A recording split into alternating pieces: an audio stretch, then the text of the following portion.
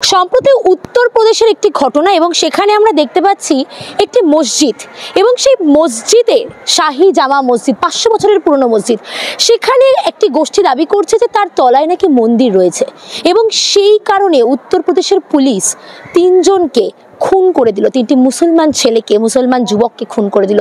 কি বলবেন পুলিশের এমন পরিস্থিতি, সেই নিয়ে আপনি কি বলবেন?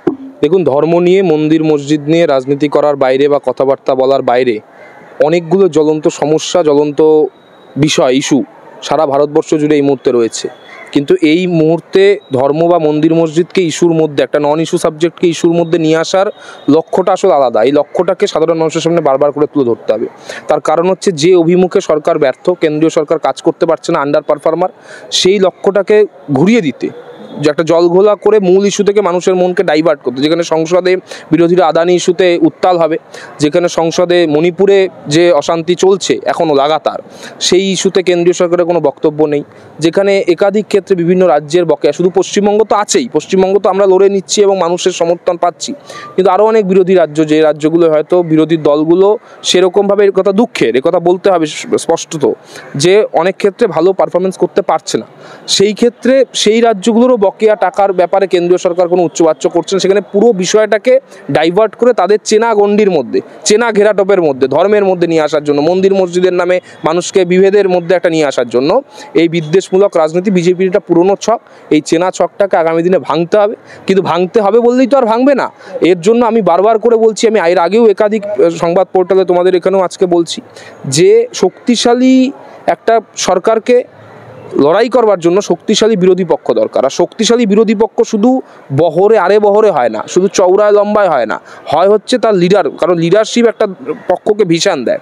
আমি কারোর প্রতি অসম্মান অশ্রদ্ধা না রেখেও বলছি যে এই মুহূর্তে উচিত ভারতবর্ষের বিরোধী সমস্ত দলকে এক মঞ্চে, এক টেবিলে বসে মমতা বন্দ্যোপাধ্যায়কে সামনের সারিতে নিয়ে আসা। এটা শুধুমাত্র আমি একজন তৃণমূল কংগ্রেস কর্মী বা তৃণমূল কংগ্রেস করি এই জন্য বলছি না, আমি বলছি পারফরমেন্সের বিচারে। তুমি ভাবো তুমি একটা সমাজবিজ্ঞানের ছাত্র, তোমরা সাংবাদিক, দায়িত্বশীল, পারফরমেন্স বিচার হোক না। আমি তো কাউকে কোনো নাম নেব না যে করতে পারছে না, ও মুখ জায়গায় হেরে গেছিলো, এইসব বলছি না। আমি বলছি যে অন্যান্য রাজনৈতিক দলগুলো যেগুলো বিজেপি বিরোধী লড়াই করছে, প্রত্যেকের প্রতি আমাদের সহমর্মিতা থাকবে, আমাদের সম্মান আছে, কিন্তু আমরা বলছি যে পারফরমেন্সে কে এগিয়ে, পারফরমেন্সে যে এগিয়ে শুধুমাত্র ইগোর কারণে, শুধুমাত্র বিগ ব্রাদার লাইক অ্যাটিটিউডের কারণে, পারফরমেন্সের বিচারে তৃণমূল কংগ্রেসকে খাটো করে দেখা, মমতা বন্দ্যোপাধ্যায়কে নেত্রী হিসাবে একদম মানে আনডাউটেবল একটা জায়গায় রাখা বা একটা টেবিলে সর্বসম্মতিক্রমে নেত্রী হিসেবে চিহ্নিত করা, এই কাজটা কেন এতদিনে হচ্ছে না, এটা নিশ্চিতভাবে আমরা রাজনৈতিক কর্মী যারা, তৃণমূল কংগ্রেস কর্মী যারা, আমাদের কাছে যথেষ্ট যন্ত্রণার এবং অবাক করা তো বটেই। বাবরি মসজিদের এমন একটা ঘটনা আমরা দেখেছি, তারপরেই আমরা এরকম একটা মসজিদের উপরই আক্রমণ দেখেছি। কেন বিজেপি শুধুমাত্র ইসলাম ধর্মকে টার্গেট করছে বারে বারে? এবং সবথেকে বড় প্রশ্ন, যদি পশ্চিমবঙ্গে ঘটতো সেখানে তাহলে বিজেপির ভূমিকা কি থাকতো? বা মুখ্যমন্ত্রী মমতা বন্দ্যোপাধ্যায় বা তৃণমূলের পক্ষ থেকে যদি এরকম কোনো ঘটনা বাই চান্স ঘটানো হতো, বিজেপি তাহলে এরকম ভূমিকা কি নিত? পশ্চিমবঙ্গের সমস্ত ঘটনা, পশ্চিমবঙ্গে ধর্ম নিয়ে রাজনীতি অ্যাজ সাচ বিজেপি চেষ্টা যে করেনি তা নয়, কিন্তু অনেক ক্ষেত্রে চেষ্টা করার ফলেও বারবার মুখ থুবড়ে পড়েছে। ওরা যেরকম বলেছিল যে আপকি বার 200 পার, কিছুই হয়নি।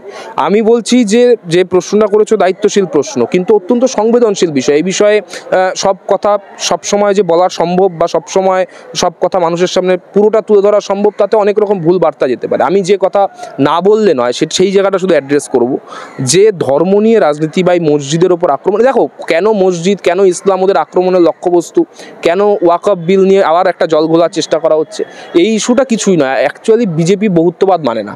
বিজেপি মনে করে একটা মনোলিথিক স্ট্রাকচার থাকবে, এটাই বিজেপি ভারত দর্শন। বিজেপি মনে করে একটা ভাষা হিন্দি, একটা ধর্ম হিন্দু।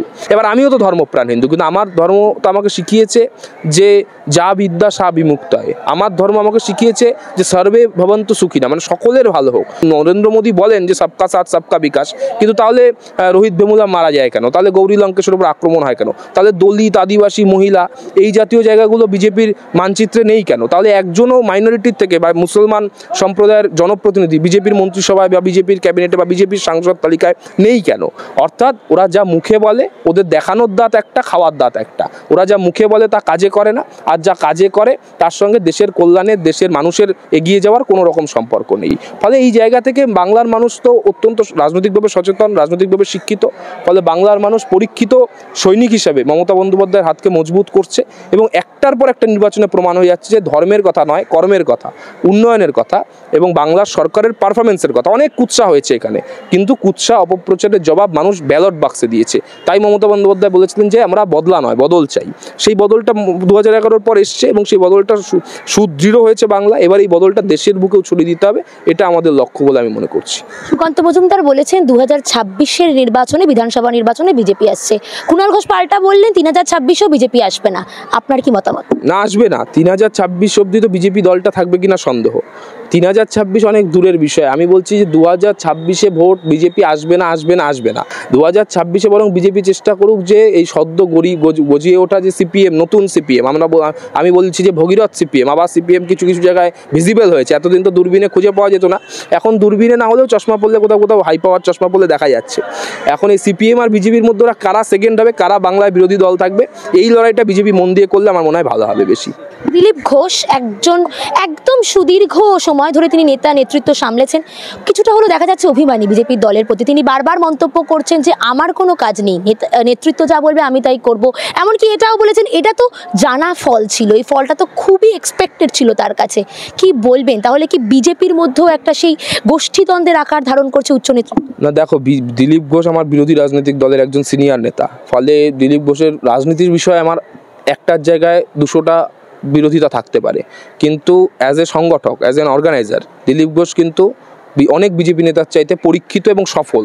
আমাদের বিরুদ্ধে সফল, কিন্তু সফল তো, সফলতার শেষ কথা হচ্ছে সফলতা, সফলতার শেষ কথা হচ্ছে রেকর্ডের শেষ কথা হচ্ছে রেজাল্ট। দিলীপ ঘোষ কিন্তু বিজেপিকে পরিষদীয় দল হিসাবে বাংলার বুকে রেজাল্ট অনেক ক্ষেত্রে দিয়েছেন, আমাদের বিরুদ্ধেই দিয়েছেন, কিন্তু দিয়েছেন। ফলে এমন একজন মানুষকে কোণঠাসা করা শুধুমাত্র একটা হিজ মাস্টার ভয়েস, এখন হিজ মাস্টার ভয়েস হয়ে গেছে কাথি মাস্টার ভয়েস। এই কাথি মাস্টার ভয়েসের চক্রে দিলীপ ঘোষকে আসন বদল করানো হয়েছে। আমি জানি না আসন বদল শেষ পর্যন্ত দল বদলের দিকে যাবে কিনা। শুভেন্দু অধিকারী বারবার একটা প্রশ্ন উঠছে যে দলনেতার ওপর কিন্তু বিশাল একটা চাপ রয়েছে, কারণ 2026 সামনে। একেবারে ছয় তৃণমূল আমরা দেখলাম উপনির্বাচনে, কিন্তু বিজেপি সেখানে কিন্তু দাঁতও ফোটাতে পারলো না। সেক্ষেত্রে কতটা চাপে আপনারা মনে করছেন? এবং দাঁত ফোটাতে পারলো না, আমি শুধু তোমাকে অ্যাড করছি, আমার নিজের জেলা জলপাইগুড়ি, আমি উত্তরবঙ্গের ছেলে। মাদারিহাট বিধানসভা বিজেপির বিধানসভা ছিল। সিতাই যে লোকসভার অন্তর্গত, সেটায় স্বরাষ্ট্র প্রতিমন্ত্রী দাঁড়িয়েছিলেন নিশীথ প্রামাণিক, সেখানে হেরেছে, সিতাইতে হেরেছে, মাদারিহাটে হেরেছে। ফলে বিজেপির কথা যত কম, অন্য নৈহাটি বা ইত্যাদি তো তৃণমূলের সিট, আমি বলছি মাদারিহাট তো বিজেপির সিট ছিল। সেখানে বিজেপির বিদায়ী সাংসদ জন বার্লা কী করেছেন সেটা বিজেপি ভালো বলতে পারবে। সেখানটায় বিজেপির আদিবাসী ভোট ব্যাংক, যাদের নিয়ে ওরা এত কথা বলতো, প্রধানমন্ত্রী 2-4টে সভা করে গেছিলেন, সেই জায়গায় এরকম রেজাল্ট হলো। এই উত্তরগুলো নিশ্চিতভাবে শুভেন্দু অধিকারীর কাছে দিল্লি চাইবে।